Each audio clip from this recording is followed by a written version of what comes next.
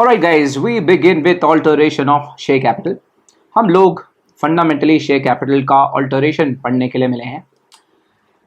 हम लोग fundamentally section 61, 66, 67, 68 these are the four sections that broadly we're going to cover. सबसे पहले तो मैं आपको बता दूं कि 61 में हम ऑथोराइज कैपिटल को इंक्रीज कैसे करते हैं, हम उसके बारे में थोड़ी बात करेंगे. सो ऑथोराइज कैपिटल को इंक्रीज कैसे करना है, we are going to talk about that. Eventually we are going to get into, हम लोग रिडक्शन ऑफ कैपिटल की भी बात करेंगे. हम नॉट नेसेसरीली हमें क्रोनोलॉजिकल ऑर्डर में पढ़ेंगे, ऐसा नहीं है कि हमें क्रोनोलॉजिकल ऑर्डर में पढ़ेंगे, बट हाँ मोटा मोटा ऑल्ट्रेशन ऑफ कैपिटल की अगर हम बात करें तो ये खुद में ही एक अलग चैप्टर है कंपनी लॉ में.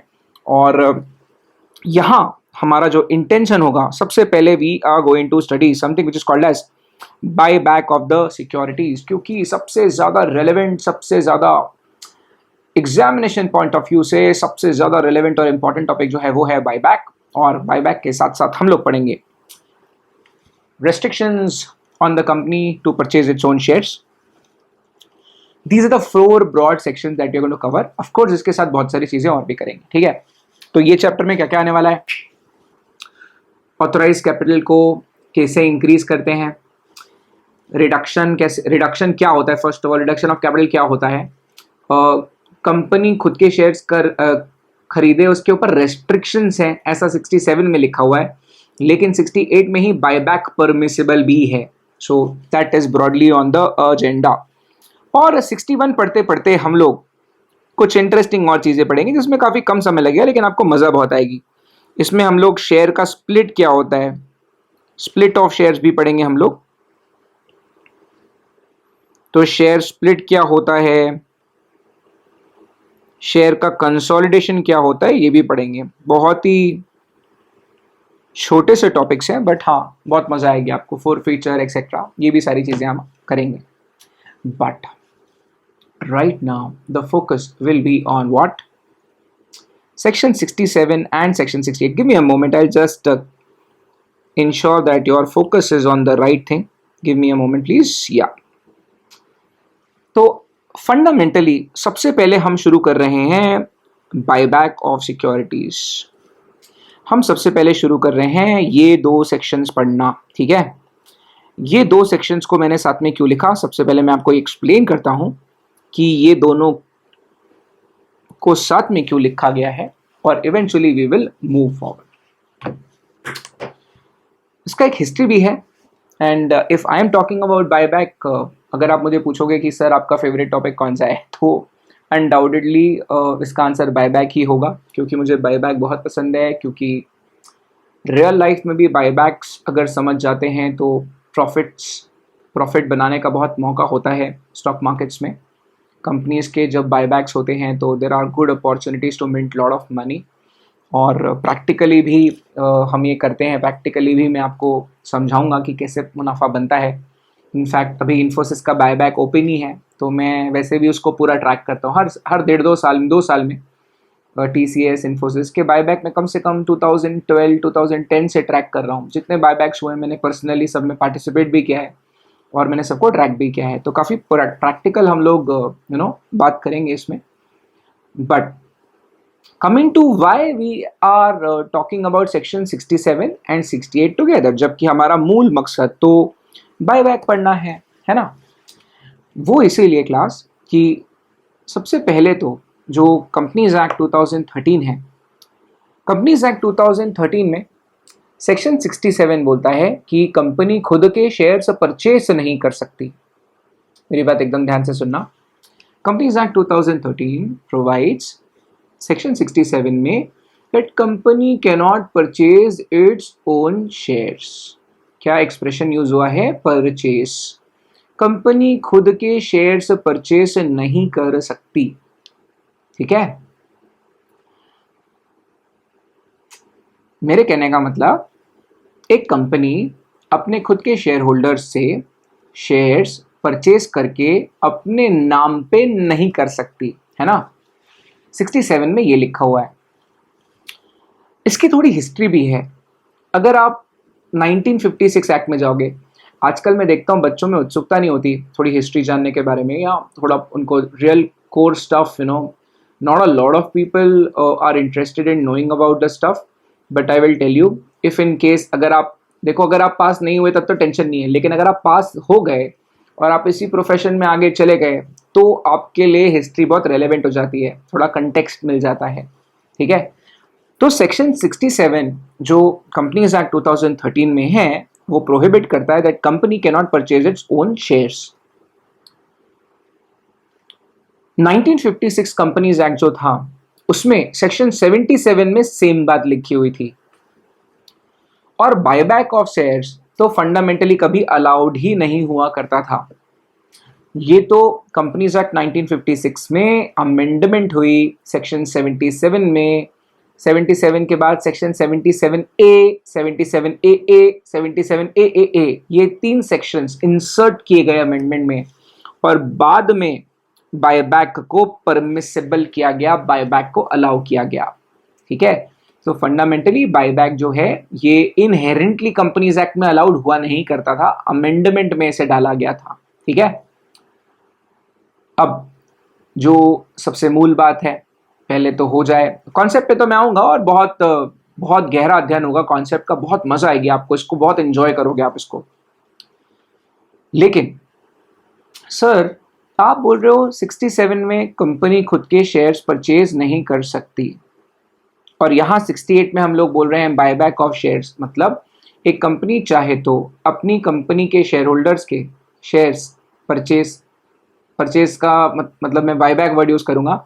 अगर सेक्शन 68 कंपनी चाहे तो अपने एग्जिस्टिंग शेयर होल्डर्स के शेयर्स को बायबैक कर सकती है। दोनों में डिफरेंस क्या है सर? सबसे पहला क्वेश्चन तो ये है सर, डिफरेंस बताओ।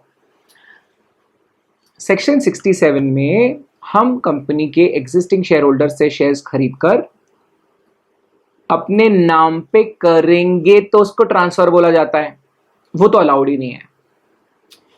ऑन द अदर हैंड 68 में बायबैक अलाउ कर दिया गया है, और जब हम बायबैक की बात करते हैं तो बस मैं आपको शुरुआत इस पॉइंट पे करना चाहूंगा कि कंपनी अगर अपने शेयर होल्डर से, एग्जिस्टिंग शेयर होल्डर से बायबैक कर रही है तो हम लोग जो शेयर होल्डर से शेयर्स परचेज करेंगे वो कंपनी के नाम पे ट्रांसफर नहीं किए जाएंगे, कंपनी के एग्जिस्टिंग शेयर होल्डर से शेयर्स खरीदकर उसे डिस्ट्रॉय कर दिया जाएगा।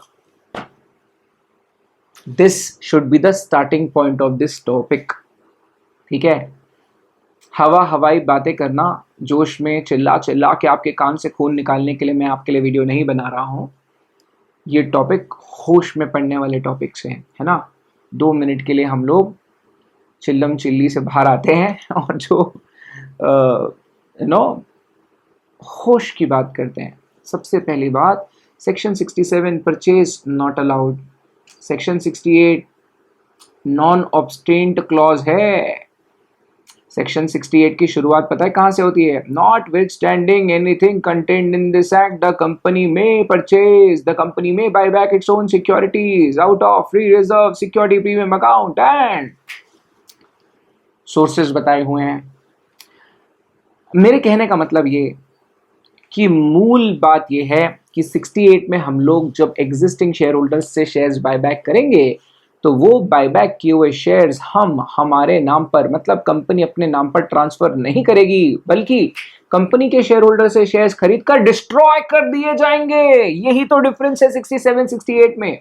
67 purchase not allowed, 68 buyback allowed. लेकिन शेयर परचेज में और बायबैक में डिफरेंस क्या है? परचेज करना मतलब हम अपने एग्जिस्टिंग शेयर होल्डर से परचेज करके अपने नाम पे ट्रांसफर करेंगे, कंपनी शेयर होल्डर से शेयर खरीदेगी अपने नाम पे ट्रांसफर करेगी, नॉट अलाउड। कंपनी बायबैक करेगी, कंपनी के एग्जिस्टिंग शेयर होल्डर से शेयर्स खरीदे जाएंगे और शेयर्स खरीद के डिस्ट्रॉय कर दिया जाएगा, अलाउड, ठीक है। ये तो अंधाधुन जैसी पिक्चर बना रहे हो सर आप, इतना मतलब सस्पेंस क्रिएट कर रहे हो, तो चलने दो, उत्सुकता होना जरूरी है आपके अंदर। सो यहां से किस्सा शुरू होता है, ठीक है। Section 67 purchase of shares by company is not permitted. Section 68 notwithstanding anything contained in this act a company में, इसका मतलब कंपनीज एक्ट में जो भी लिखा हुआ है उसको सबको हटाइए। कंपनी चाहे तो खुद के सिक्योरिटीज बायबैक कर सकती है subject to the conditions which have been prescribed in section 68, ठीक है। With this I have set the context, now let us move forward. इसके अलावा और हम क्या पढ़ने वाले हैं? इसके अलावा हम लोग बायबैक को किस तरह अप्रोच करने वाले हैं मैं आपके साथ कुछ शेयर कर लेता हूँ। सो हम लोग बायबैक को अ, 3 मूल हिस्सों में पढ़ने वाले हैं। पहले तो सबसे ज़्यादा फोकस होगा हमारा कॉन्सेप्ट पे, क्योंकि इसके बिना सब कुछ अधूरा है ना। सबसे पहले हम लोग कॉन्सेप्ट समझने की कोशिश करेंगे कि बायबैक का एग्जैक्ट कॉन्सेप्ट क्या है, ठीक है। So that will be the fundamental intention. सबसे पहले we will be checking out exactly ये कॉन्सेप्ट होता क्या है, रियल लाइफ में कंपनी अगर बायबैक करती है तो चीज़ों पे क्या इम्पैक्ट पड़ता है, सबसे पहले वो देखेंगे। दूसरी बात, जो 2 कोर सबसेक्शंस हैं हम लोग वो देखना शुरू करेंगे। सेक्शन 68 तो वैसे पूरा देखेंगे ऑफ कोर्स, सबसेक्शन 1-2 जो है ये कोर है, ये तो देखेंगे। इसके अलावा जो सबसेक्शन दूसरे दिए हुए हैं वो भी पूरे के पूरे देखने वाले हैं हम लोग। लेकिन एक बात जो इंपॉर्टेंट है वो ये है कि सेक्शन 68(1) और 68(2) बहुत ज़्यादा क्रिटिकल है, बहुत ज़्यादा इसके ऊपर बहुत ज़्यादा हमारा फोकस रहने वाला है। इस पे हम लोग बहुत ज़्यादा फोकस करेंगे और मैं आपको स्पेसिफिकली बोलना चाहूँगा कि आपका जो फोकस है इसमें थोड़ा सा ज़्यादा रखना। आपको इसके बारे में थोड़ा ज़्यादा सोचना पड़ेगा, इसके बारे में आपको थोड़ा ज़्यादा अध्ययन करना पड़ेगा। ये मैं इसीलिए बोल रहा हूँ क्योंकि बायबैक एक ऐसा टॉपिक है जो मॉड्यूल 2 में वापस से सिक्योरिटीज लॉ में दोबारा आ जाएगा। इनफैक्ट एसएलसीएम और कंपनी लॉ में ये जो सेक्शन 68 का बेसिक पोर्शन है ये एग्जैक्ट सेम है, ठीक है। तो एसएलसीएम हो कंपनी लॉ हो, दोनों में ये पोर्शन एग्जैक्ट सेम रहने वाला है। आप अकाउंट्स पढ़ रहे होगे, अकाउंट्स में दोबारा ये कॉन्सेप्ट लॉट कराएगा और अकाउंटिंग एंट्री तो तब जमेगी ना जब आपका लॉ का प्रोविजन स्ट्रांग होगा, है ना। तो इसीलिए ये दोनों चीजों पे तो बहुत ज्यादा फोकस होने वाला है। ऑफ कोर्स 68, 3, 4, 5, 6, 7, 8, 9, 10, 11 वो भी हम डिटेल में देखेंगे। फर्दर 69 तो प्योरली सिर्फ और सिर्फ अकाउंट्स में काम आने वाली चीज है, बट वी विल चेकआउट क्या है। और सेक्शन 70 में दिया हुआ है कि व्हाट आर द प्रोहिबिशंस, कौन सी कंपनीज बायबैक नहीं कर सकती, which are those circumstances, which are those conditions where in the buyback is not allowed, ठीक है। So that is also something that we are going to check out in this particular video, ठीक है। तो शुरू करते हैं मेरे buyback. हम लोग बायबैक के बारे में बात करना शुरू कर रहे हैं। मैं आपको फिर से बता देता हूं कि पहले तो कंपनीज एक्ट 1956 में बायबैक जैसी कोई चीज हुआ ही नहीं करती थी। इनफैक्ट सेक्शन 77 में परचेज अलाउड नहीं था। बाद में अमेंडमेंट में सेक्शन 77A, 77AA, 77B भी था, वो इंसर्ट किया गया था और फिर बायबैक अलाउ किया गया था, but subject to certain conditions. New companies act 2013 में वो सेम कंडीशंस आपको मिल जाती हैं सेक्शन 68, 1, 2 एंड सो ऑन में, ठीक है। तो मित्रों let's begin with the concept. सबसे पहले तो बायबैक का कॉन्सेप्ट समझते हैं। बायबैक एग्जैक्टली क्या होता है, बायबैक में कंपनी क्या कर रही होती है, कैसे कर रही होती है, ट्रांजैक्शन क्या है जी। तो सबसे पहले तो इसका कंटेक्स्ट, कॉन्सेप्ट, ये दो चीज़ों को बहुत अच्छे से पकड़ लेते हैं और फिर हम कानून में आ जाएंगे, ठीक है। 68(1), 68(2) में आने के पहले let me just set the concept very clear. ये कंटेक्स्ट बहुत क्लियरली समझ लेते हैं। सॉरी मेरा इंट्रोडक्टरी वीडियो काफ़ी समय ले लेता है, बट मैं आपको ये बताना चाहता हूँ कि जिसका ये ढांचा क्लियर है उसको अंदर दिक्कत नहीं होगी। जो ढांचा कमजोर ढांचे के साथ जो अंदर गया वो बहुत अंदर जा जाके पछताएगा। तो 6 बार अंदर जाने के बाद रिपीट करके वीडियो देखने से अच्छा पूरा वीडियो अभी के अभी देखना, लाइन से देखना पूरा वीडियो। नो स्ट्रक्चर है उसका एक, ठीक है। ये एक आर्ट, ये पर्टिकुलर टॉपिक्स पढ़ाना it is actually an art. And let me just reiterate, I am participating buyback since 2010-11। मेरे को याद है मैंने पहला बायबैक 2010 या 11 में पार्टिसिपेट किया था। तो जस्ट टू टेल यू कि बहुत प्रैक्टिकल इसमें इश्यूज हैं, जो समझ गए तो लॉ में मज़ा आ जाएगी, लॉ में इंटरेस्ट आ जाएगा। और सबसे इम्पॉर्टेंट बात, रियल लाइफ में पैसा कमाने का बहुत अपॉर्चुनिटी होता है, वो अपॉर्चुनिटी आप लोग इस्तेमाल कर पाएंगे, ठीक है। चलो let's now focus on the concept. हम लोग चल रहे हैं कॉन्सेप्ट पे। चलो so let's talk about the concept. हम लोग बात करते हैं कॉन्सेप्ट की, ठीक है। सबसे पहले तो यार बायबैक ये एग्जैक्टली होता क्या है, बायबैक एग्जैक्टली कंपनीज करती क्यों है, what is the very reason companies indulge in this exercise. तो कंपनीज बायबैक क्यों करती है, कंपनीज को बायबैक करने की ज़रूरत क्यों पड़ती है, बायबैक इतना फेमस क्यों हो गया है, इसके बारे में हम बात करेंगे। तो कुछ रीजंस हम लोग पढ़ते हैं कि बायबैक क्यों किया जाता है। ठीक है, तो number one reason is for tax planning. आप बोलोगे सर क्या बोल रहे हो आप कंपनी लॉ में और एसएलसीएम में टैक्स प्लानिंग क्यों पढ़ा रहे हो? इज बिकॉज कंपनीज ये टैक्स प्लानिंग के लिए ज़रूर करती हैं। तो क्योंकि डिविडेंड डिस्ट्रीब्यूशन टैक्स जो है वो अगर कंपनी डिविडेंड देती है, अगर कंपनी मुनाफे कमा रही है, कंपनी प्रॉफिट्स कमा रही है और कंपनी अगर डिविडेंड बांट रही है, उसके ऊपर डिविडेंड डिस्ट्रीब्यूशन टैक्स देने की लाइबिलिटी कंपनी पे आती है, जो कि 20% के आसपास टैक्स पड़ता है। वेयर एज बायबैक में, पहले तो बायबैक में टैक्स लगता ही नहीं था, अभी जो उसकी ट्रीटमेंट है वो रिटेल इन्वेस्टर्स के ऊपर आती है, उसमें काफ़ी पैसा बचता है। रिटेल इन्वेस्टर्स को तो बायबैक में अभी भी छूट मिल जाती है, क्योंकि इस तरह से टैक्स का कानून बनाया गया है कि जो रिटेल इन्वेस्टर्स हैं, छोटे निवेशक हैं, उनको बायबैक के ऊपर जो गेन होती है, मतलब वहाँ पे टैक्स बचता है फंडामेंटली। ठीक है, तो let's now talk about reasons क्यों करते हैं बायबैक। तो सबसे पहले तो यार टैक्स प्लानिंग के लिए इसको किया जाता है। कंपनी जो भी मुनाफे कमा रही है, वो जो सरप्लस बच रहा है वो वापस शेयर होल्डर्स को देने का एक बहुत बढ़िया तरीका है बायबैक करना। अगर हम डिविडेंड बोल के पैसा बांटते हैं तो उसके ऊपर हमको डीडीटी, डिविडेंड डिस्ट्रीब्यूशन टैक्स देना पड़ता है। इसीलिए कंपनीज अपने प्रॉफिट्स को अपने शेयर होल्डर्स के पास वापस देने के लिए बायबैक रूट का इस्तेमाल करती है। दूसरा reason, to increase the earning per share. Earning per share बढ़ाने के लिए भी बायबैक्स किए जाते हैं। वी विल स्पेसिफिकली सी कि बायबैक के बाद अर्निंग पर शेयर पे क्या इम्पैक्ट होता है, कैसे इम्पैक्ट होता है। We will try and understand कि एग्जैक्ट इम्पैक्ट किस तरह से होता है। ठीक है सर, बायबैक और क्यों किया जाता है? सच सच बोलूं तो कभी कभी कंपनी के शेयर प्राइसेस अगर बहुत नीचे चल रहे हैं, तो कंपनी के स्टॉक प्राइस को सपोर्ट करने के लिए जो शेयर होल्डर्स हैं वो शेयर्स लेकर फंस गए हैं, उन लोगों को एग्जिट करने की एक अपॉर्चुनिटी मिल जाती है बायबैक में। तो to a great extent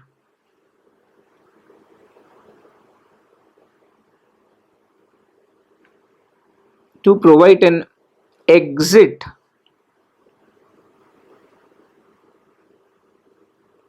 to the existing share holders. Existing share holders को कहीं ना कहीं एक एग्जिट अपॉर्चुनिटी मिलती है। अगर शेयर का प्राइस बहुत अच्छा नहीं चल रहा है, शेयर के प्राइसेस डाउन है for whatever reason, company जब बायबैक अनाउंस करती है तो कंपनी जो भी मार्केट प्राइस है शेयर का, उस मार्केट प्राइस से ज़्यादा रेट में बायबैक करके जो एग्जिस्टिंग शेयर होल्डर्स हैं, जो बेचारे फंस गए हैं, शेयर्स बेच नहीं पा रहे अच्छे दामों पे, उनको एक अपॉर्चुनिटी दे सकती है। साथ ही साथ कभी कभी तो प्रमोटर्स अपनी होल्डिंग बढ़ाने के लिए भी ये करते हैं, to increase the promoters share holding.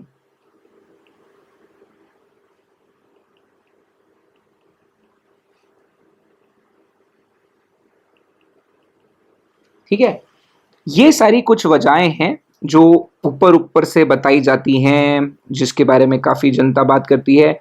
बहुत ही थियोरटिकल पॉइंट ऑफ व्यू है ये।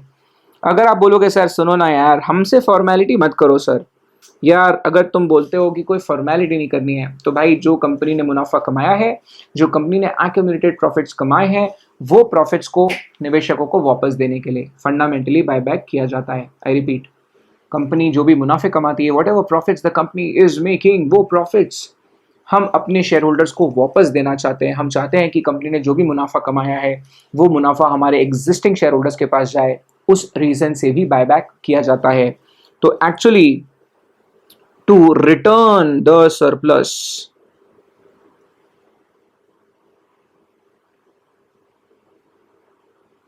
अपने कंपनी के एग्जिस्टिंग शेयर होल्डर्स को जो सरप्लस प्रॉफिट्स कंपनी ने कमाए हैं, वो जो प्रॉफिट्स कंपनी कमा रही है, वो रिटर्न्स, कंपनी के मुनाफे, कंपनी ने जो भी पूंजी कमाई है, वो कमाई अपने एग्जिस्टिंग शेयर होल्डर्स को वापस देने के लिए बायबैक का इस्तेमाल होता है। क्योंकि हम अगर डिविडेंड बांटेंगे तो उसमें मोटा टैक्स लग जाएगा, जो कि किसी के भी फेवर में नहीं है। To return the certain surplus profits to the share holders.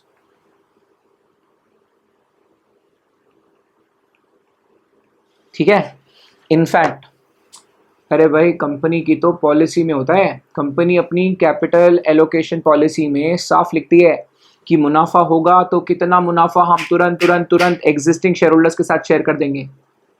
ठीक है, तो कंपनी तो पॉलिसी में डालती है कि कंपनी के जो प्रॉफिट्स होंगे वो प्रॉफिट्स का कंपनी क्या करेगी। आई एम वेरी श्योर आपने फाइनेंशियल मैनेजमेंट अगर पढ़ लिया होगा, या अकाउंट्स में या फाइनेंशियल मैनेजमेंट में एक टॉपिक होता है जहां पर आप डिविडेंड पॉलिसी पढ़ते हैं। To be more precise, dividend policy में हम लोग यही तो पढ़ते हैं कि कंपनी का पॉलिसी क्या है। कंपनी जो मुनाफे कमाएगी उसमें से कितना बांटेगी, कितना रिटेन करेगी एग्जिस्टिंग बिजनेस में री इन्वेस्ट करने के लिए। इनफैक्ट ये बायबैक के लिए भी कंपनी पॉलिसी बनाती है कि कंपनी कितने मुनाफे बायबैक के थ्रू शेयर होल्डर्स को वापस करेगी। ठीक है, तो जो असली मकसद होता है, कंपनी ने जो मुनाफे कमाए हैं वो मुनाफे अपने एग्जिस्टिंग शेयर होल्डर्स को, एग्जिस्टिंग शेयर होल्डर्स तक पहुंचाना, ये असली रीजन होता है। क्योंकि डिविडेंड बांटने में टैक्सेशन का पॉइंट ऑफ व्यू रहता है, वहां टैक्स का इंसिडेंट रहता है, इसीलिए डिविडेंड से एक अच्छा ऑप्शन बायबैक है। हम लोग एग्जैक्ट कॉन्सेप्ट को, एग्जैक्ट ट्रांजैक्शन को कंपेयर करेंगे, और मैं जो जो चीज मैंने यहाँ लिखी है वो मैं आपको एक्सप्लेन करूंगा एग्जैक्टली। ठीक है, तो now let us try and understand the exact transaction. Now to exactly understand the transaction मैं आपको दूंगा एक इलस्ट्रिएशन, जो इलस्ट्रिएशन आपकी मदद करेगा बायबैक के कॉन्सेप्ट को जड़ से समझने की। क्योंकि ये टॉपिक जो है ये 3 सब्जेक्ट्स में आता है। ये जो बायबैक का कॉन्सेप्ट है ये 3 सब्जेक्ट्स में है, राइट। कंपनी लॉ, एसएलसीएम में तो है ही, साथ ही साथ अकाउंट्स में इसकी एंट्रीज भी होती है। और अकाउंट्स में अगर आपकी कॉन्सेप्ट्स ठीक नहीं है, अकाउंटिंग एंट्री कभी नहीं समझ में आएगी। इनफैक्ट आई वेरी फॉन्डली मैं फिजिकल क्लासेस के आपको एग्जाम्पल्स बता रहा हूँ। जब भी बायबैक पढ़ाओ, बायबैक लूज होता है ना, अगर कंपनी लॉ में बायबैक के कॉन्सेप्ट्स अगर लूज रह गए, वीक रह गए, अकाउंट्स पल्ले ही नहीं पड़ता बच्चे को। बच्चा हमेशा कंप्लेन करता है कि सर बायबैक नहीं समझ रहा, बायबैक नहीं समझ रहा, क्योंकि उसने 68(2) की कंडीशंस नहीं पढ़ी हुई। 68(2) की कंडीशन जो पढ़ ले उसको बायबैक से कभी दिक्कत ना हो लाइफ में। ठीक है, तो एग्जैक्ट ट्रांजैक्शन को हम समझते हैं। आ जाओ, चलो, so let's take one example है। हम एक बायबैक का ट्रांजैक्शन करने की कोशिश करेंगे। उसके पहले मैं आपके सामने एक एग्जाम्पल रखता हूँ। Let's talk about Infosys. Infosys में मैं भावुक हो जाऊंगा क्योंकि करंट चल रहा है ना, तो मैं भावुक नहीं हूँगा। मैं थोड़ा ज़्यादा इंटेंशन ये है कि कॉन्सेप्ट आपके दिल तक पहुँच जाए, क्योंकि अगर इन्फोसिस आ गई अभी तो इन्फोसिस का बायबैक इतना, उसमें इतना तामझाम चल रही है कि I should not get carried away. Let's talk about Reliance. मान लो रिलायंस इंडस्ट्रीज लिमिटेड नाम की एक कंपनी है। उसमें प्रमोटर के पास है कंपनी के 50% शेयर्स और पब्लिक के पास है कंपनी के 50% शेयर्स। ये मेरा एक क्लीशे एग्जाम्पल है, और इसके भी जो प्रोस एंड कॉन्स हो सकते हैं, जो इसमें भी ऊपर नीचे हो सकता है, मैं आपके साथ शेयर करना चाहूँगा। Now suppose Reliance industries limited, Reliance limited लिखा है तो वो अजीब सा ही लग रहा है, रिलायंस इंडस्ट्रीज लिमिटेड नाम की कंपनी है भाई। सो रिलायंस इंडस्ट्रीज लिमिटेड नाम की कंपनी है। फर्ज करो, अज्यूम करो, मान लो कि इसमें 50% shares are with the promoters, 50% shares are with the public. तो पब्लिक के पास 50% शेयर्स है, प्रमोटर्स के पास 50% शेयर्स हैं। तो ऐसे केस में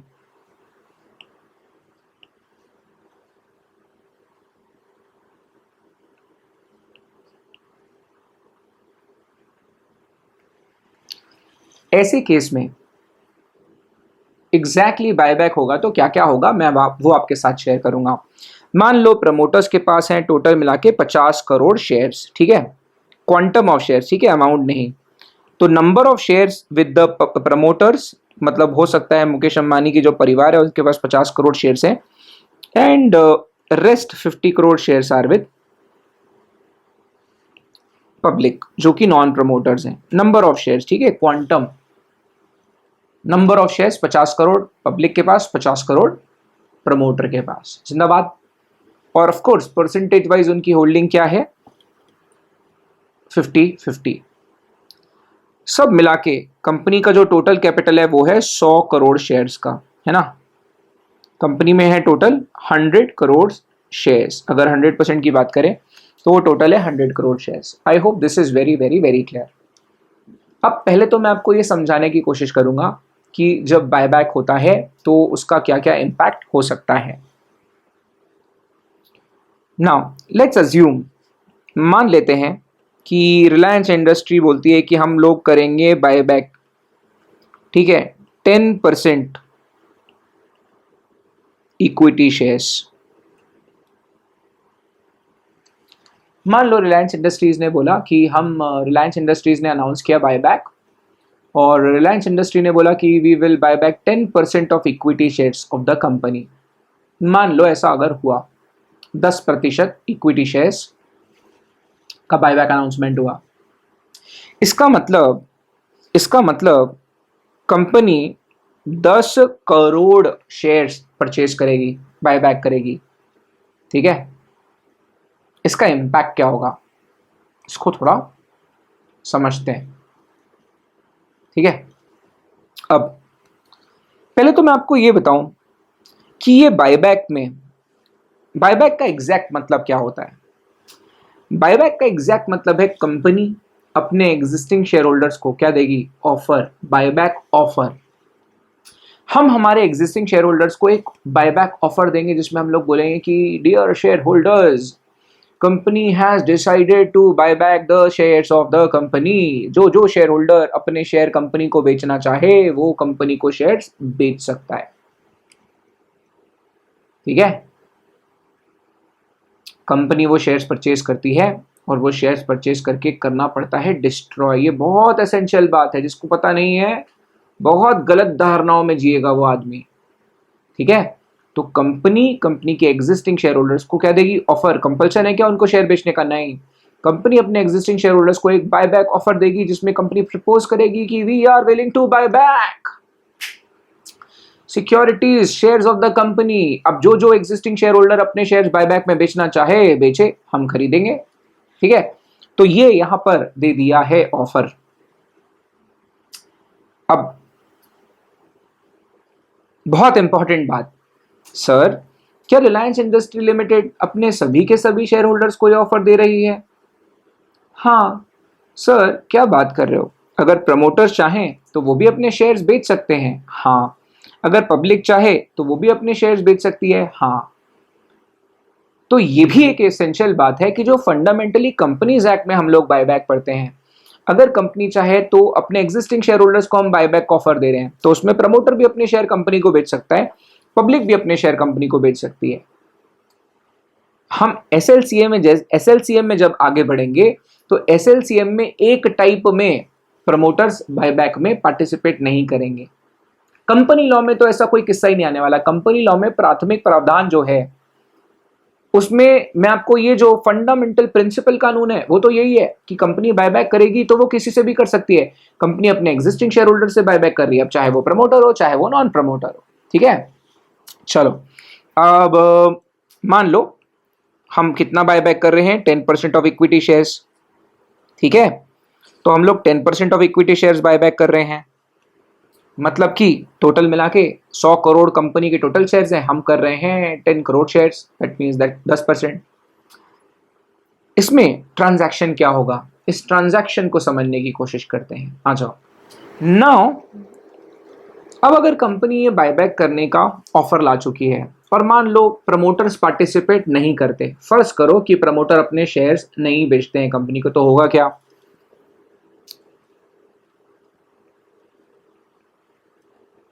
रिलायंस टोटल मिला के पब्लिक के पास टोटल शेयर्स कितने हैं, 50 करोड़ शेयर्स हैं। पब्लिक के 10 करोड़ शेयर्स क्या करेगी रिलायंस इंडस्ट्रीज, ये 10 करोड़ शेयर जो है रिलायंस इंडस्ट्रीज खरीद लेगी, ये कर लेगी बाय बैक। मैं आपको गलत धारणा में डालना ही नहीं चाहता हूं, गलत धारणा पैदा होगी तब तो कंफ्यूजन होगा और तब तो क्लैरिटी देनी पड़ेगी। मैं आपको सीधे बता रहा हूं भाई, परचेज और बायबैक में डिफरेंस है। बायबैक का मतलब मैं एग्जिस्टिंग शेयर होल्डर से परचेज करूंगा, लेकिन वो जो परचेज किए हुए शेयर्स रहेंगे एक्सटिंग्विश कर दिए जाएंगे, डिस्ट्रॉय कर दिए जाएंगे, ठीक है। कंपनी के नाम पे ट्रांसफर नहीं हो सकते, वो तो अलाउड ही नहीं है। कंपनी शेयर्स खरीद के अपने नाम पे ट्रांसफर नहीं करेगी, that is not allowed at all. हाँ, कंपनी अपने एग्जिस्टिंग शेयर होल्डर से शेयर्स खरीद कर उसे डिस्ट्रॉय करेगी, उसे बायबैक बोलते हैं। तो फंडामेंटली अगर ये 50 करोड़ शेयर्स पब्लिक के पास हैं और 10 करोड़ शेयर्स बायबैक कंपनी करती है, तो होगा क्या, पब्लिक के पास टोटल बच जाएंगे 40 करोड़ शेयर्स, और ये जो बायबैक किए हुए शेयर्स रहेंगे इन्हें कर दिया जाएगा डिस्ट्रॉय। ये जो 10 करोड़ शेयर्स बायबैक किए गए हैं इन्हें क्या कर दिया जाएगा, डिस्ट्रॉय कर दिया जाएगा। ये कैपिटल जो है इसे एक्सटिंग्विश कर दिया जाएगा, इसे डिस्ट्रॉय कर दिया जाएगा। मतलब जो जो अपने एग्जिस्टिंग शेयर होल्डर्स हैं, जो जो ये बायबैक में अपने शेयर्स टेंडर करेंगे, उनके परचेज किए हुए शेयर्स को हम जला डालेंगे, डिस्ट्रॉय कर डालेंगे, एक्सटिंग्विश कर देंगे, है ना। अब बहुत ही लॉजिकल लेकिन बहुत ही रेलेवेंट क्वेश्चन, सर सुनो ना, सर मान लो कि कंपनी के शेयर्स चल रहे हैं मार्केट में 1000 रुपीज के, कंपनी का एक शेयर का जो भाव है वो शेयर का भाव चल रहा है 1000 रुपए। तो जब कंपनी अपने एग्जिस्टिंग शेयर होल्डर से शेयर्स को परचेज करेगी तो क्या एक एक शेयर के लिए अपने एग्जिस्टिंग शेयर होल्डर को पैसा देना पड़ेगा? ऑफ कोर्स, कंपनी अगर शेयर परचेज कर रही है, निवेशक अपने शेयर्स अगर बेच रहा है तो उसके लिए पैसा तो देना पड़ेगा ना। और अगर मार्केट में प्राइस, ओपन मार्केट में करंट मार्केट प्राइस 1000 रुपीज चल रहा है, 1000 रुपए चल रहा है, आपको क्या लगता है कंपनी को अगर बायबैक करना होगा तो 1000 रुपए के ऊपर पे करना पड़ेगा या 1000 के नीचे? नेचुरली अगर मेरा इंटेंशन रियल में मेरा बायबैक करने का इंटेंशन है तो मुझे या तो 1000 रुपए या तो 1000 रुपए से थोड़ा ज्यादा कीमत चुकानी पड़ेगी। अरे तब तो लोग अपने शेयर मुझे बेचेंगे, नहीं तो ओपन मार्केट में बेच देंगे ना यार। अगर 1000 रुपए भाव चल रहा है और मैं 990 में और 900 रुपए में खरीदने की बात करूंगा तो वो ओपन मार्केट में नहीं सेल कर देंगे शेयर्स को। अरे ये सुनो, तो प्रोबेबली अगर ओपन मार्केट में भाव चल रहा है 1000 रुपए और मैं रियल में, कंपनी सीरियस है बायबैक को लेकर, कंपनी शायद 1000 रुपए और उसको थोड़ा प्रीमियम पे 10-20% प्रीमियम पे बायबैक करेगी।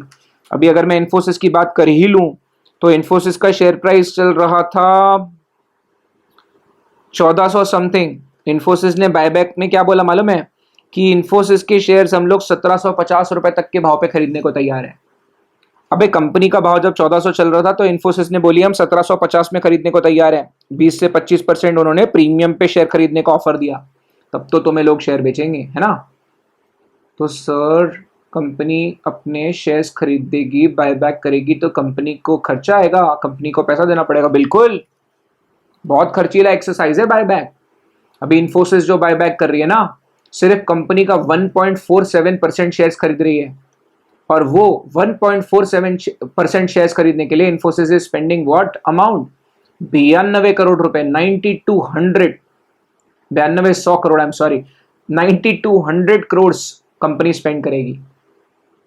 ठीक है, तो कंपनी के जो मुनाफे, अब इन्फोसिस हर साल 30,000 करोड़ रुपए कमाती है, तो इन्फोसिस 30,000 करोड़ कमाती है तो वो बोलती है कि ठीक है यार 9,200 करोड़ रुपए किसी तरह से शेयर होल्डर्स को ट्रांसफर करना है, तो 9,200 करोड़ रुपए का शेयर्स परचेज किया जा रहा है, 9,200 फकिंग करोड़, 9200 करोड़ रुपए के शेयर्स खरीदे जा रहे हैं। ठीक है, तो कंपनी के प्रॉफिट्स में से जो पैसा है वो निकाल के ही तो हम लोग शेयर्स परचेज करने वाले हैं, है ना। और अगर शेयर 1000 रुपए का चल रहा है और हम बोलते हैं कि हम 1200 में खरीद रहे हैं, तो हमारे एग्जिस्टिंग शेयर होल्डर्स को 20% एक्स्ट्रा प्राइस ही तो देने की कोशिश कर रहे हैं हम। ऊपर हमने क्या बात की थी, क्यों किया जाता है बायबैक? नंबर 1, अपने एग्जिस्टिंग शेयर होल्डर्स को एग्जिट अपॉर्चुनिटी देने के लिए, तो एग्जिस्टिंग शेयर होल्डर्स को 20% ऊपर में हम लोग शेयर्स खरीदने को तैयार हैं। अपने एग्जिस्टिंग प्रॉफिट्स को निवेशकों को वापस देना है, to return existing surplus profits to the share holders. और टैक्स प्लानिंग भी हो जाएगी, क्योंकि डिविडेंड देते तो 20-20% कटता। बताता हूँ, वो भी ट्रांजैक्शन में आता हूँ, मैं समझाता हूँ, कॉन्सेप्ट बहुत टाइट रखेंगे, don't worry about it. So all I am saying is कि ये खर्चीला एक्सरसाइज है। हाँ, कंपनी का भयंकर खर्चा होने वाला है, कंपनी के एग्जिस्टिंग प्रॉफिट्स में से जो पैसा है वो ही निकाल के हम देने वाले हैं। रियल में कंपनी के पैसे, या रियल में कंपनी के प्रॉफिट्स कंपनी के खजाने से, कंपनी के बैंक अकाउंट से रियल में निवेशक तक पहुंचेंगे। ठीक है, लेकिन इसका इंपैक्ट क्या होगा, एग्जैक्ट ट्रांजैक्शन को एक बार देख लेते हैं। तो टोटल कंपनी के शेयर्स हैं 100 करोड़, प्रमोटर अपने शेयर्स इस बायबैक में अगर नहीं बेचता तो सिर्फ पब्लिक बेचती है। अगर पब्लिक 10 करोड़ शेयर्स बेच देती है, टेंडर कर देती है, तो पब्लिक से हमने कितने शेयर्स खरीद लिए? 10 करोड़। मतलब पब्लिक के पास बचे कितने? 40 करोड़। ये सुनो, है ना? इसका मतलब ये कि पोस्ट बायबैक, अब हम लोग देख लेते हैं कि पोस्ट बायबैक ये ना कंपनी लॉ की किताबों में नहीं लिखा है, ये मार्केट्स में जाके समझना पड़ता है। इसीलिए तो बहुत सारे लोग जो होते हैं वो हवा हवाई लॉ लॉ लॉ लॉ करके कॉन्सेप्ट आगे ले जाते हैं, क्योंकि रियल में बायबैक में पार्टिसिपेट कभी किया नहीं है, रियल में बायबैक कभी समझा नहीं है। अगर रियल में समझते तो शायद ये बात करते वो लोग। तो पोस्ट बायबैक एग्जैक्ट सिचुएशन क्या रहेगी? जो प्रमोटर्स हैं, प्रमोटर्स के पास तो 85 करोड़ शेयर्स पड़े हुए रहेंगे, है ना? So promoters will have 50 crore shares, और जो पब्लिक है, पब्लिक के पास रहेंगे 40 करोड़ शेयर्स। इसका मतलब टोटल जो है, अब 10 करोड़ कम हो गया ना, वो शेयर जलाने पड़ते हैं, बताया तो सही आपको। बायबैक का मतलब ही है कि वो शेयर्स खरीद के हम अपने नाम पे ट्रांसफर नहीं करते, वो शेयर्स हम खरीद के डिस्ट्रॉय कर देंगे। ओके, सो टोटल कैपिटल जो है वो कितना है? सिर्फ और सिर्फ 90 करोड़ हो चुका है। इसका मतलब ये कि अब परसेंटेज वाइज अगर आप देखोगे तो प्रमोटर्स की परसेंटेज वाइज होल्डिंग है 55.55%। कर लो आप, 90 करोड़ में से 50 करोड़ कितना होता है? तकरीबन 55.55 आएगा, और पब्लिक के पास होगा शायद 45.45%। तो अगर परसेंटेज वाइज होल्डिंग अगर हम देखें तो परसेंटेज वाइज होल्डिंग जो है ये प्रमोटर की बढ़ गई। अब प्रमोटर के पास कंपनी का 55.55% कंट्रोल आ गया, और पब्लिक के पास 45.45%। तो आगे जो मुनाफे होंगे वो मुनाफे में से 55.55% मेरा, बाकी बचा हुआ 45.45 जो होगा वो पब्लिक शेयर करेंगे, पब्लिक के साथ शेयर करेंगे, है ना? ये भी काफी क्रूशल बात है। तो इसमें हमने अपने एक बात को जस्टिफाई कर दिया। कौन सी बात को जस्टिफाई कर दिया? हमने बोला रीजंस क्या है बायबैक के। तो प्रमोटर का होल्डिंग बढ़ जाता है। कैसे बढ़ जाता है? होप आपको समझा।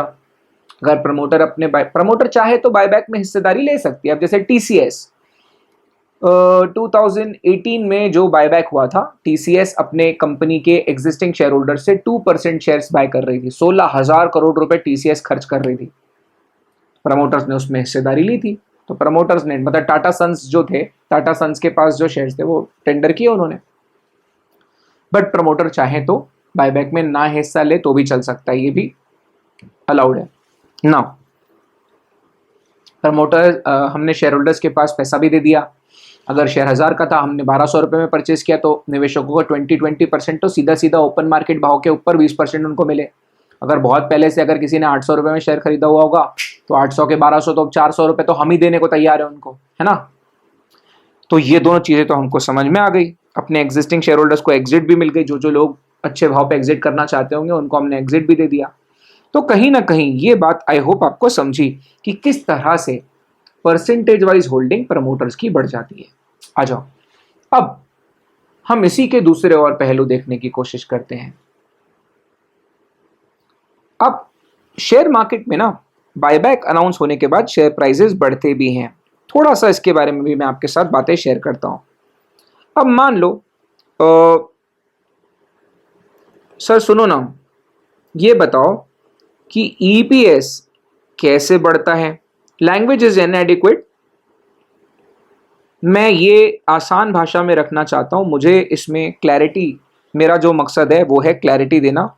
मेरा मकसद बहुत क्लियर है और मैंने आपको ये बहुत क्लियरली कम्युनिकेट किया है। कॉन्सेप्ट पढ़ाते वक्त मैं आपको ट्रांजैक्शन समझा रहा हूँ, एग्जैक्ट रियल लाइफ में बायबैक में क्या होता है वो समझाने की कोशिश कर रहा हूँ, है ना? तो अर्निंग पर शेयर बढ़ता कैसे है, अर्निंग पर शेयर एग्जैक्टली कैसे बढ़ता है, मैं आपको वो समझाने की कोशिश कर रहा हूं। तो फर्ज करो, मान लो ये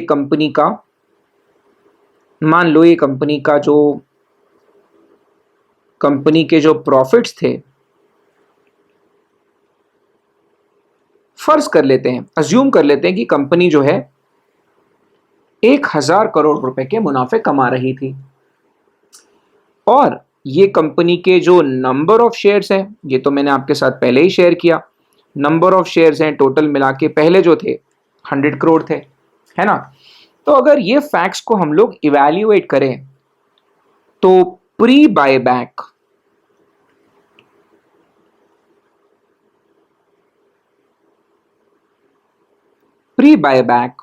और पोस्ट बायबैक,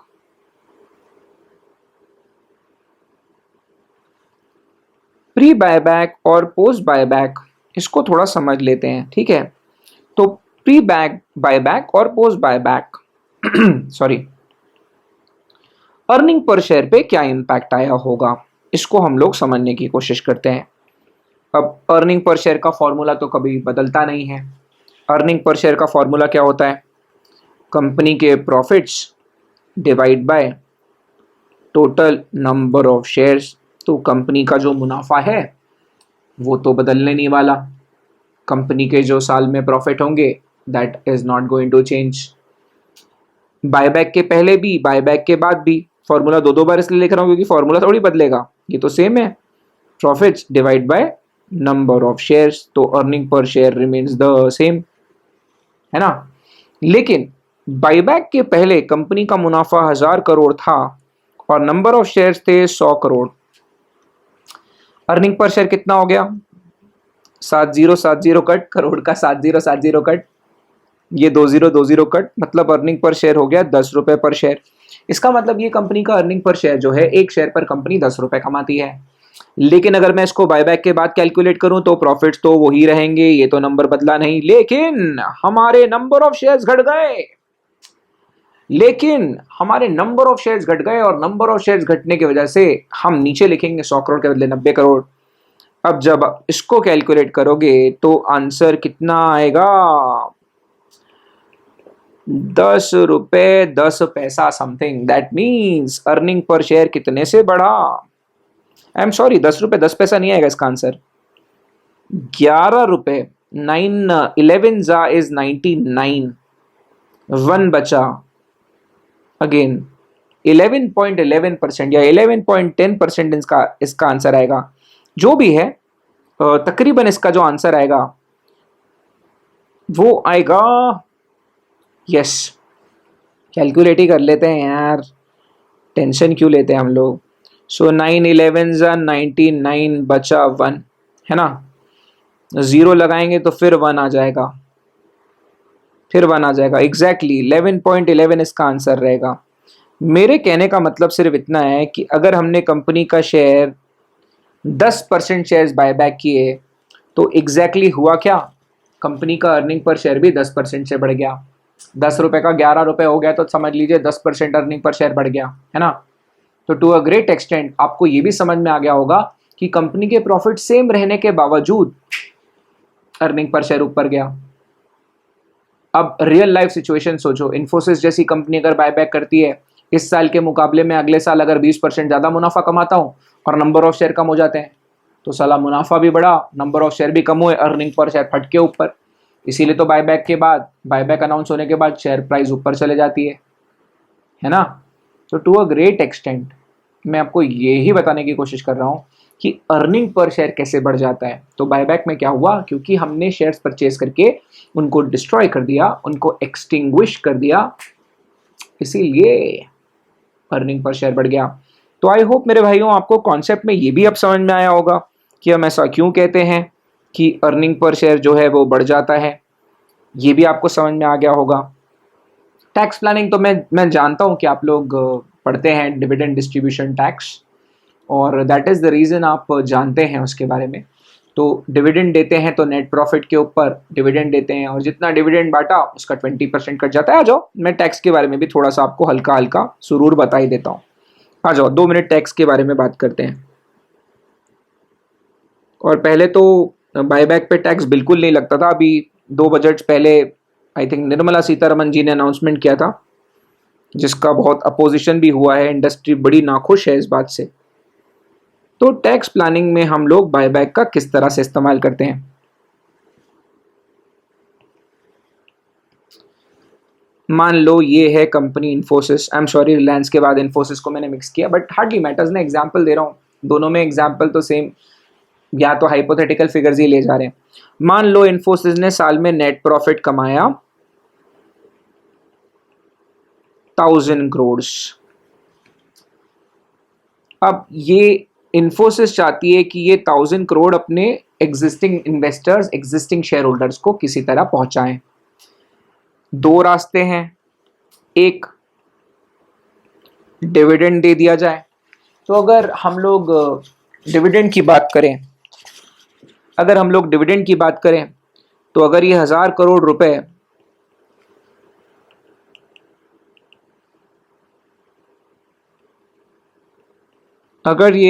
करोड़ रुपए मैं डिविडेंड में बांटूं तो सरकार यहाँ पे 20% खा जाएगी, क्योंकि हमको देना पड़ेगा DDT, डिविडेंड डिस्ट्रीब्यूशन टैक्स, तकरीबन 20% होता ही है। इसका मतलब 1000 करोड़ में से 200 करोड़ तो गए गवर्नमेंट के पास, निवेशक तक पहुंचा मात्र 800 करोड़।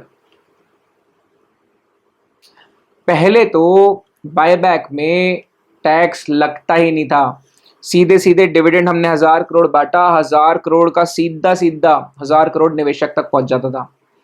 अब रूल बन गया है कि जो रिटेल इन्वेस्टर्स को 10 लाख से ज़्यादा की डिविडेंड इनकम, बायबैक से इनकम होती है, उनको टैक्स लगेगा।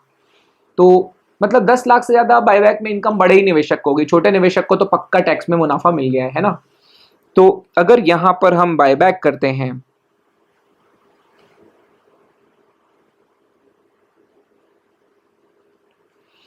तो ये 1000 करोड़ रुपए हमने किसको दिए? सीधे निवेशक को। निवेशक के पास सीधे चले गए 1000 करोड़। अब अगर कोई इन्वेस्टर होगा, उसको 10 लाख रुपीस से ज्यादा की इनकम हुई होगी, ऐसा कोई रूल है, तब जाकर उनको टैक्स का इंसिडेंट आता है। एटलीस्ट रिटेल इन्वेस्टर वो टैक्स की प्लानिंग खुद के एंड पे कर सकते हैं, कंपनी को 200 करोड़ रुपए एकदम से जमा नहीं करने पड़ते। तो टू अ ग्रेट एक्सटेंट इसी वजह से बायबैक्स बहुत फेमस हो गए। आई थिंक 2014, 15, 16, 17, 18 और उसमें भी 2017, 18, 19 में तो भर भर के, 2017 से लेके तो भर भर के बायबैक्स हुए हैं, ठीक है। और इसी को देखते हुए फिर यूनियन बजट में आई थिंक 2020 में या 2021 में ही निर्मला सीतारमन ने बायबैक के ऊपर टैक्सेशन भी लाया, उसमें भी छोटे निवेशकों को टैक्स नहीं आता।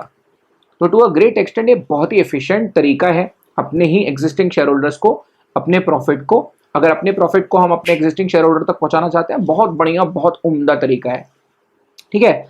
तो आई होप मेरे भाइयों आपको ये कॉन्सेप्ट थोड़ा थोड़ा समझा हो। मैं तो सिर्फ इसी के लिए बॉदर्ड हूँ अभी, तो मैं ये सिर्फ सोच रहा हूँ कि आपको किसी तरह से कॉन्सेप्ट समझ जाए क्यों ये ट्रांजैक्शन होता है, ठीक है। ये आप समझ जाएंगे तो आपको बहुत मजा आएगी, ठीक है।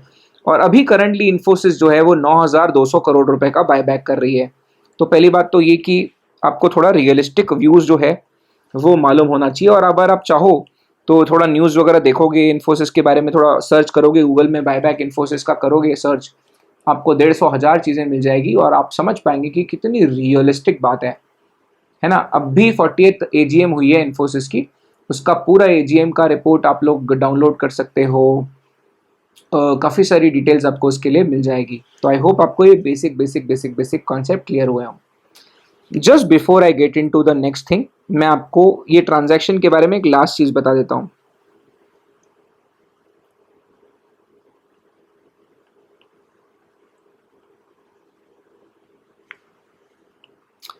सर सुनो ना यार, एक बात बताओ कि क्या बायबैक में खर्चा होता है? क्या बायबैक एक खर्चीला, क्या बायबैक में खर्चा होता है? क्योंकि जैसे हमने बोनस में बात की थी, बोनस में क्या होता है, कंपनी को रियल में पैसा नहीं देना पड़ता निवेशक को, तो इसमें खर्चा होता है क्या? बिल्कुल जी हाँ। जो भी कंपनी है वो कंपनी के एग्जिस्टिंग शेयर होल्डर्स को क्या दे रही है? सॉरी, मैं ये जो कथा आपको बता रहा हूं, ये कथा बहुत रेलेवेंट है। अगर ये कथा का रेलेवेंस नहीं होता मैं कभी इतनी बात करता ही नहीं। कॉन्सेप्ट क्लियर हो गया ना? 3 सब्जेक्ट में सेम टॉपिक है और नंबर तीनों में मिलते हैं। हमारे एग्जाम में तो, हमारा जब एग्जाम हुआ था तो हम लोगों को बायबैक कहाँ कहाँ मिला था? कंपनी लॉ में भी पूछा था, अकाउंट्स में भी पूछा था, सेबी में भी पूछा था। उस टाइम पे हम लोग SLCM को सेबी ही बोलते थे, सिक्योरिटीज लॉज कैपिटल, सब्जेक्ट का नाम तो कैपिटल मार्केट्स और सिक्योरिटी लॉज ही था, लेकिन उसको सेबी ही बोलते थे सब जन। तो कंपनी अपने एग्जिस्टिंग शेयर होल्डर्स को क्या देती है, मैं लैंग्वेज, आप लैंग्वेज पे फोकस करिए, क्या दिया जाता है, कंपनी क्या देती है एग्जिस्टिंग शेयर होल्डर्स को? Buyback offer.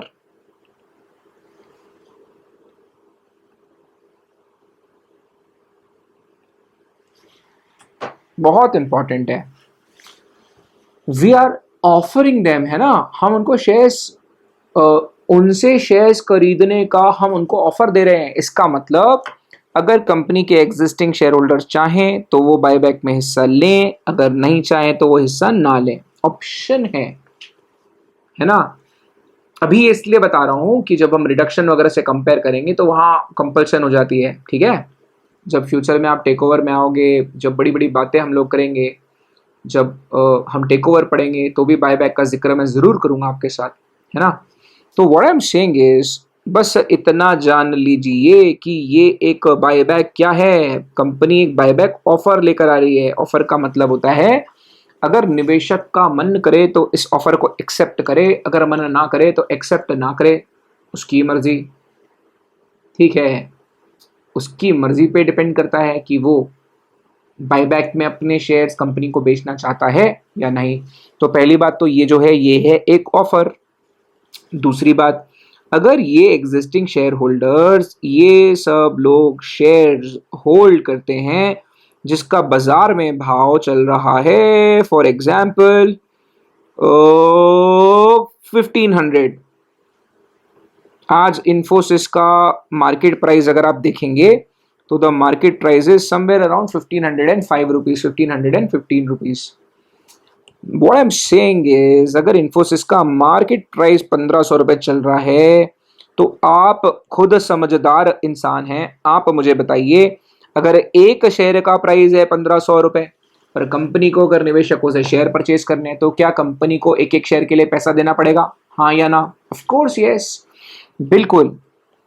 अगर हम एग्जिस्टिंग शेयर होल्डर्स के ये शेयर्स को खरीदना चाहते हैं, अगर हम ये शेयर्स को अपने पास लाना चाहते हैं, if we are willing to purchase these shares, अगर ये हम ये शेयर्स खरीदना चाहते हैं तो इसके लिए ऑफ कोर्स कंपनी को अपने खजाने खाली करने होंगे, कंपनी को एग्जिस्टिंग शेयर होल्डर्स को प्राइस, शेयर प्राइस के हिसाब से पैसे देना पड़ेगा, और उसके बाद ये शेयर्स कंपनी क्या कर लेगी, बाय बैक।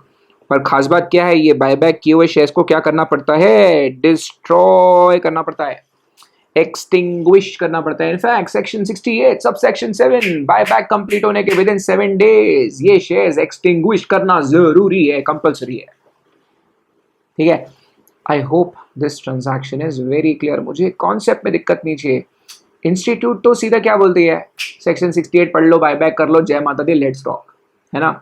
तो उनका अजम्पशन क्या है मालूम है आपको, बायबैक का कॉन्सेप्ट पूरा समझा हुआ है, उनको लगता है कि बायबैक आपको सब कुछ मालूम है, उनको लगता है कि आप वाकई में 11th-12th में, वाकई में ग्रेजुएशन में सिंसियरली अपना ग्रेजुएशन पढ़ रहे होगे और आपको सही में बायबैक का कॉन्सेप्ट पता होगा, इसीलिए सीधा कॉर्पोरेट लॉ आ जाता है।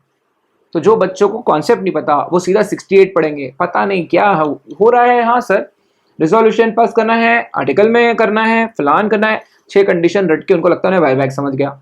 रियल लाइफ में जब मैं बायबैक का डिस्कशन करता हूँ आधे से ज़्यादा बच्चों का मुंह उतरा हुआ रहता है। जब मैं सेकंड मॉड्यूल में सेबी पढ़ाता था और कंपनी लॉ में नहीं पढ़ाता था 2014 के पहले, जो बच्चों को वो बायबैक में ये हो रहा है वो हो रहा है, अरे समझ ही नहीं आता, वो मतलब ऐसे मतलब पुर्जे ढीले हो रहे थे, उनके पुर्जे ढीले होकर गिर रहे थे। तो मुझे लगता था कि यार ये क्या करके आए हैं कंपनी लॉ में। तो थैंकफुली जब कंपनी लॉ मैंने पढ़ाना शुरू किया तो we started spending a little more time here so that people have clarity.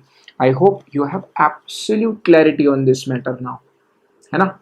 तो ये मैटर में आपकी एब्सोल्यूट क्लैरिटी आ जानी चाहिए। मैं अभी तक के मैंने आपको सिर्फ कॉन्सेप्ट बनाने की कोशिश की, मैंने अब तक लॉ भी टच नहीं किया है, ठीक है, हमने लॉ शुरू भी नहीं किया है।